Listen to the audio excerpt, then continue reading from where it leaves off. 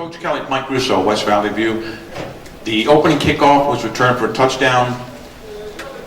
The suddenness of that play, did that influence you to go for the 2 points? And if so, did you feel that was going to psychologically impact Kansas State? No, that's something we do, and we've done for a while. We're always going to try to see if we can steal a point here or there. You know, we did it 2 years ago when we were down here and got 2 points on the first play. And you know, sometimes during the course of the game, I think those things kind of go unnoticed, but it gave us an opportunity to end up being with a 3-score game down the end. But we're always just trying to see if any way we can steal a point. We got a safety for 1 point today, which I had no idea what that was, but when they told me they were going to give us 1 point, I told them we'll take it. So anyway we can get an extra point, we'll take it. So the middle. Coach Kelly, Bernard Bokenny, 7:50 the game in Portland. Obviously next week Notre Dame, Alabama going to battle, but your thoughts on your team, another remarkable year, and where you rank as far as the best teams in this country right now?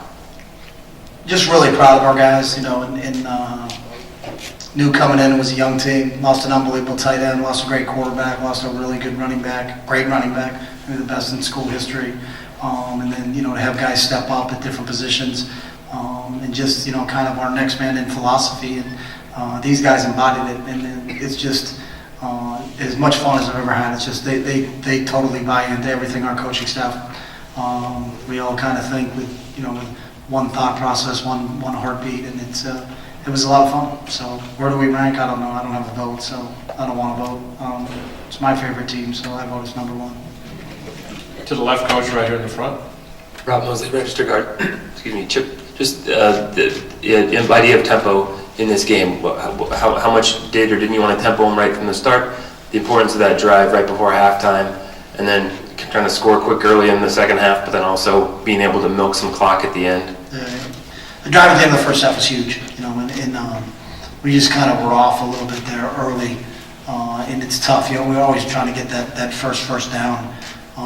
You know, we don't like 3 and outs, you know, and then kind of throws us off balance a little bit. And I know we were leaving our defense on the field, so, you know, we just talked at halftime that we need to go back to tempo. But then when you get a lead, you got to be able to kind of play both games. And, you know, I thought Marcus did a great job of managing it. And that last drive was huge for us. You know, we had 7 minutes on the clock, and we talked about, you know, we either going to run the 7 minutes off or we've got to finish with a score to make it a 3-score game. And, you know, really proud of Alejandro coming in there and banging that field goal. And, you know, it was kind of a fitting way, I think, to finish the season. To the far left, coach. Chip, can you just talk about D'Anthony returning that kick, what that does for you, kind of in any game, but something like this when maybe there could have been some nerves or some layoff, does that benefit, you think, the rest of the team just kind of seeing him go right away? Yeah, he's always been a spark for us. But, you know, this group practiced really, really well, so I was confident that we were going to be pretty good. You know, the one thing that's happened to us almost all season long is are you going to kick to them? You know, when it's kind of yes they are, no they're not. You know, but we knew K-State was outstanding on special teams, and it was going to be a big challenge for us. And obviously, you know, to get one to start the game, and you know, to be up 8-0, you know, without having our offense on the field, I think it was a huge jump for us. Second row. Mark Kern, Kansas State Collegian. I recently spoke with Chris Herron, and he said he's a really good friend of you and that he came talk to the team. Can you talk about what he said to your team and your friendship with Chris? Chris Herron? Yes. Oh, I don't know what that feels. Yeah, he's a great friend of mine. Had an unbelievable story. You know, I think really resonated with our players.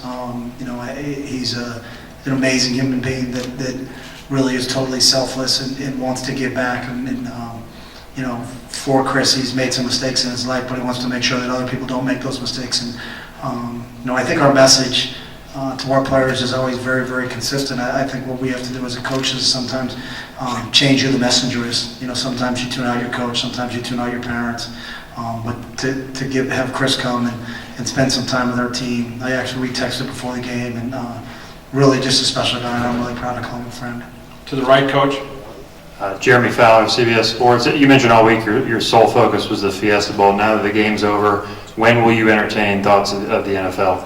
I'll talk to Dave probably tomorrow. You know, and he was great. I was getting a haircut. I actually tried to get a haircut on New Year's Day and couldn't figure out why stores weren't open. That's the kind of stupid life a coach leads. But I was getting a haircut on Wednesday and saw my name on the bottom of ESPN, which I thought was kind of funny because I haven't talked to anybody. So I'll sit down and talk with Dave, you know, and I've said I'll always listen, and that's what I'll do, you know, but I know that people want to talk to me because of our players, you know.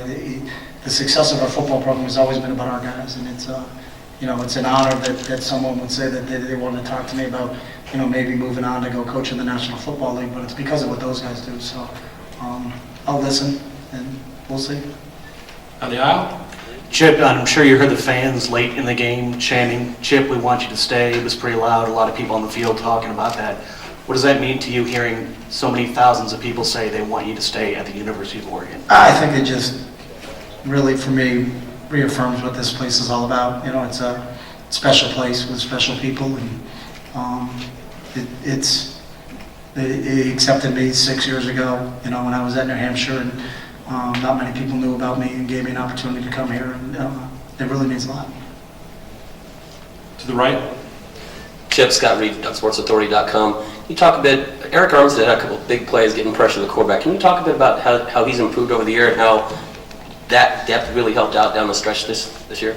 Yeah, I thought Eric played really, really well today, and is really starting to blossom. You know, and we're playing 3 true freshmen there with him and DeForest and Alex Balducci, and it was, you know, when you watch him and you've seen him mature as the season's gotten along and getting stronger, and you know, I kind of looked out there a couple times, and all 3 of them are lined up next to each other, but it's confidence our defensive coaches have in them, and we got a bright future on the defensive line with those 3 guys. To the left? Stuart Mandel from SportsIllustrated.com. Thanks, dude. Hey, Chip, last January, you know, after you had another opportunity, you said you felt you had unfinished business here. You know, another BCS win this year, another 12-win season. How do you feel at this point about what you've accomplished to this point at Oregon, and how will that influence when you listen to possible opportunities this week? No, I never quantify what this football program is about by wins and losses. I quantify it by how our players are, you know, and